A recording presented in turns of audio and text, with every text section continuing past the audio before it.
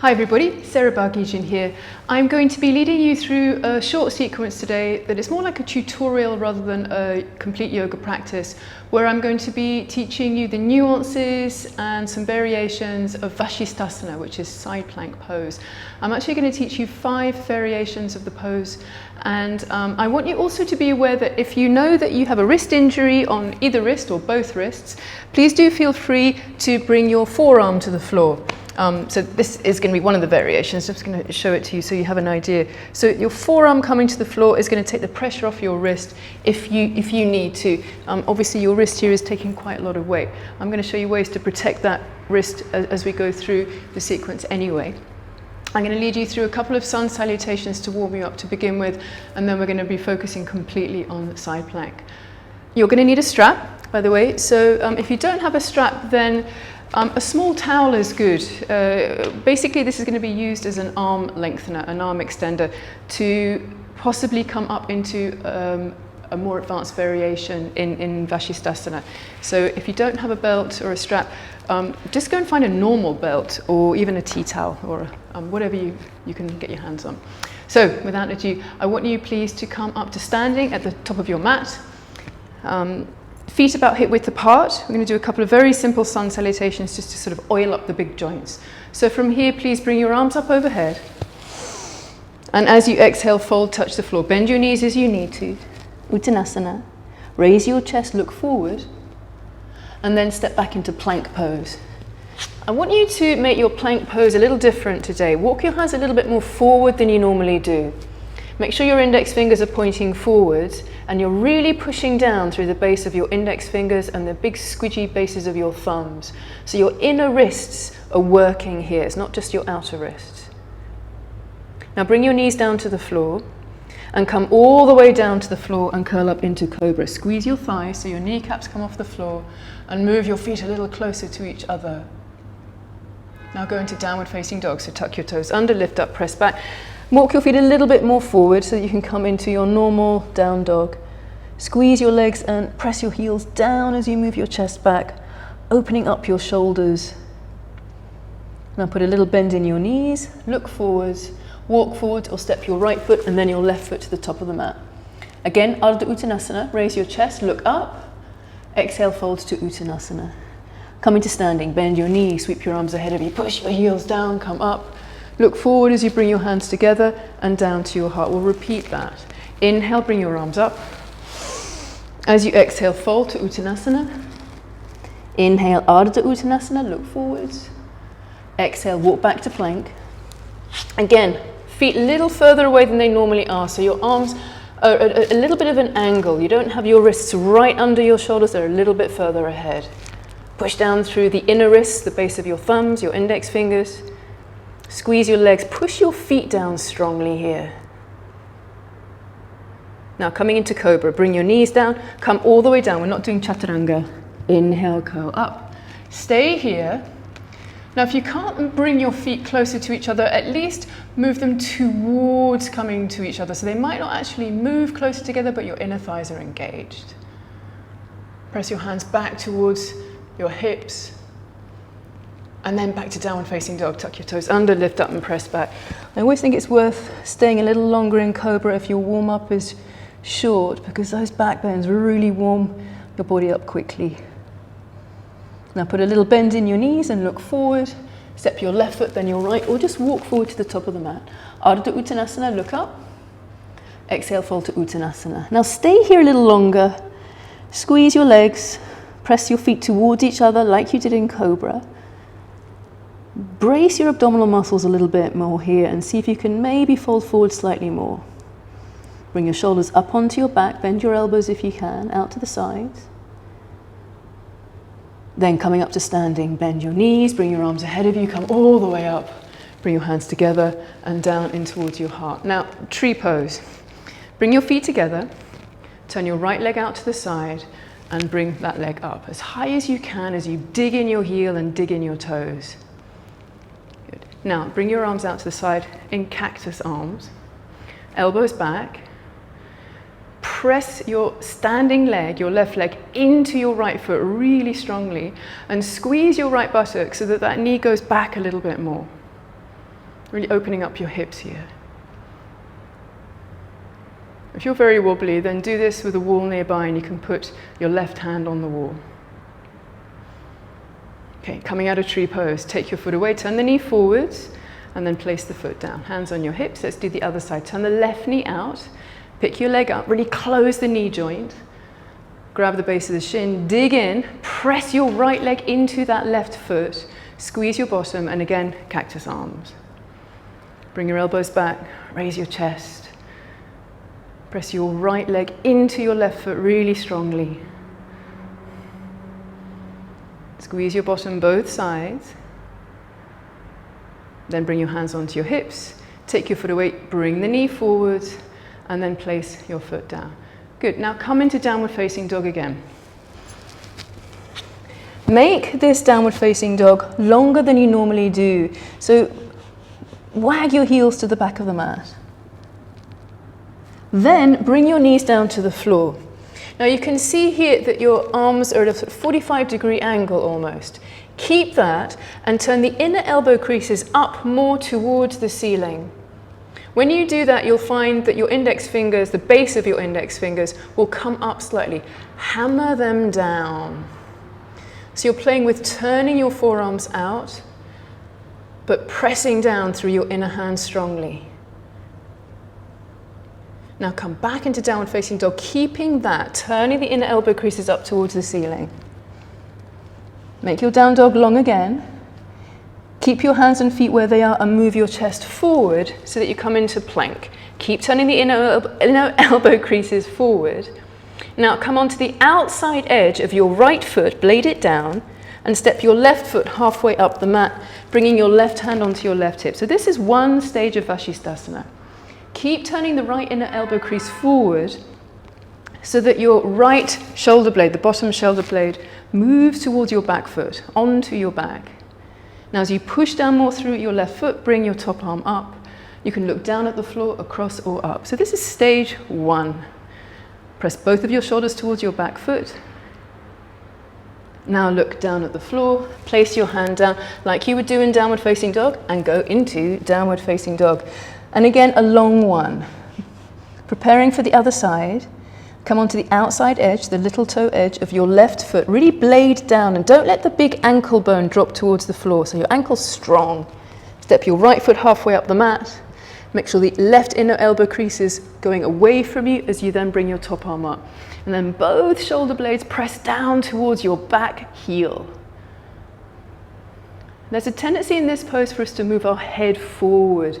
So make sure that your head is back and that your spine, your neck, is in line with the rest of your spine. You're not dropping that left ear down or moving it up. Now go back again to downward facing dog. Make it a normal down dog. Bring your knees down to the floor, bring your big toes together so they touch side by side, and come into child's pose with your hands by your feet. Just a few breaths here. It's going to calm the nervous system down, to let your heart rate soften. I don't want you to come into the next stage of Vasistasana too tired. Keep your eyes open though, so you stay focused. And then come back into downward facing dog. So lift up your head, walk your hands forward and press back. Inner elbow creases again, turning up towards the ceiling. Lengthen your down dog, so wag your heels back. Come forward into plank. Right hand stays on the floor. Come onto the outside edge of your right foot and come onto the inside edge rather of your left foot so that your feet are in a straight line. Now this is the second stage, a little bit more challenging, but you've got both of your feet on the floor still. Bring your left hand onto your left hip and push your left hip up towards the ceiling. Now having your left foot in front of your right foot like this is helping to keep that top hip straight above the left hip. There's a tendency in Vasistasana when we stack our feet to move the top hip back, so this is forcing you not to. Option here to keep your hand on your hip or bring it up towards the ceiling. 3, squeeze your legs towards each other so the inner thighs engage. 2, 1. Now come straight to the other side. So bring your left hand down, index finger points forward. Come onto the outside edge of your left foot, the inside edge of your right foot, so your feet are in a straight line again. Turn the inner elbow crease of your left arm forward and bring the right arm up. 3, 2, show the soles of your feet to the back room. 1.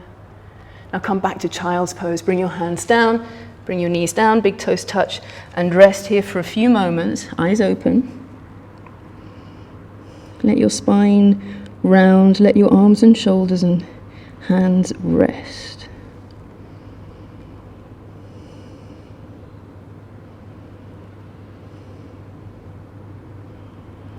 Okay, then press your toenails down so that you can raise your head up and your chest up more easily.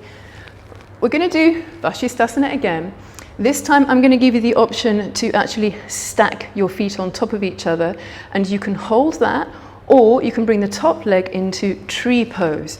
So bring your hands down to the floor, index fingers pointing forwards, pick your knees up, go into a long downward facing dog again, move your chest forward, come to the outside edge of your right foot and stack your left foot on top. Now if this is too much, then just go back into the straight line feet. Bring your top arm up. Good. Now keeping this top hip on top of the bottom hip, you can stay here or come into tree pose. So bend the top leg, grab the base of the shin, dig the heel in, keep the bottom leg as straight as you can, and then bring the top arm up again. Keep turning the bottom elbow crease towards or away from your head, towards the front of your mat. Pick your hips up a little bit higher. 3, 2, 1. Now go back to downward facing dog. Bring your left hand down. Try and do this with as much strength and dexterity as you can. Lengthen your down dog again. Move your chest forward. Keep your left hand on the floor, index finger pointing forwards, inner elbow crease up towards the ceiling. Come onto the outside edge of that left foot. Stack your right foot on top. Bring the top arm up. Reach up with the hand as you reach up with the hips. So you feel like you're bananaing your hips up. Stay like this or come into tree pose. This might take a few goes. And there's always one side that's easier than the other. Just accept that. Press your tailbone forwards. Squeeze that top knee joint closed. If your balance is good, look up at your top hand. And then come back to downward facing dog. Place your hand. And as we've been doing, punctuate this with a nice child's pose. Bring your knees down, big toes touch. Soften your shoulders.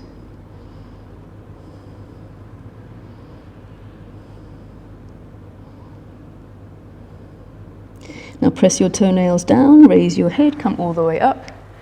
Now you can finish there if you want to and repeat this as many times as you want to in the future, or we're going to take it a little bit further and really challenge the balance. So you're going to need your belt now, fold it in half and put it down the left side of your mat with the tail of the strap going towards the back of the mat and the fold towards the front. Come into downward facing dog. Place your hands, lift up your knees, turn the inner elbow creases up towards the ceiling, push down through the base of your index fingers, hold that, lengthen your dog, come into plank. Right hand stays on the floor, come onto the outside edge of your right foot. Now step your left foot halfway up the mat like you did in the very first Vasistasana that we did. Get your strap and put your foot in the loop of your strap. You might need to completely come out of this pose to do this the first time. It's a bit strange, but if you can do it with one hand, go for it. Now try and bring the sole of your back foot, your right foot, down to the floor as much as you can. You don't have to blade it down here. Then do 3 little lift ups with your foot when you're ready. So turn the right inner elbow crease forward and then maybe 3 little lift ups. That might be it for you today, and then you'll do it on the other side. Or perhaps you can bring this foot up a little bit more, come into a sort of tree pose shape, and then maybe that leg can come a little bit straighter. So you can see you're using the strap here as an arm lengthener. And then before you get exhausted, bend the knee and bring the foot down. Take the strap away, bring your knees down to the floor, put the strap on the other side, really nicely folded, tail of the strap towards the back of the mat like you did. Set yourself up nicely, and then come back to downward facing dog. Lengthen your down dog as you did before. Come forward into plank.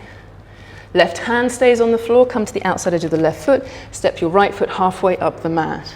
Again, try and peel the sole of that back foot down to the floor as much as your ankle lets you. Then, with your right hand, put the loop of the strap underneath the ball of your right foot. And then, again, just 2 or 3 little lift ups. This is already quite challenging. Use your abs, press the navel into your spine. Or perhaps that leg can come up a little bit more. And then maybe, possibly, to straight or straighter. 3, keep breathing. 2, 1. Now slowly bend the knee, place the foot where you found it, take the strap away, and then come into downward facing dog. Bring your knees down to the floor again, and again a mini break, little staycation, back into child's pose with your hands by your feet, palms up.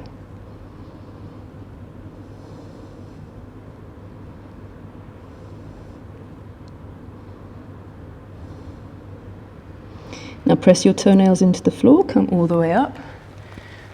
Now, there is one more stage.